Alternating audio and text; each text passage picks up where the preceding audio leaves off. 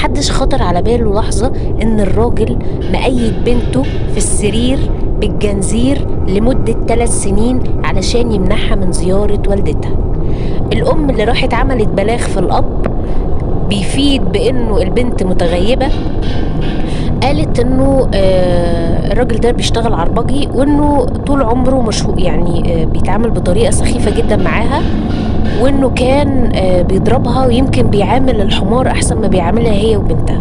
فاتطلقت وهربت منه، لكن هو خد منها البنت. حاولت ان هي تاخدها كتير على حسب كلامها، لكن معرفتش تستردها. المهم انه البنت اللي اتحبست من وهي عندها 10 سنين دلوقتي بقى عندها 13 سنة. اهالي القرية قرروا في لحظة ان هم يقتحموا المكان ويخشوا عشان يجيبوا البنت، عشان يشوفوا ايه اللي حاصل جوه، ولقوا منظر مفزع جدا، سرير قذر جدا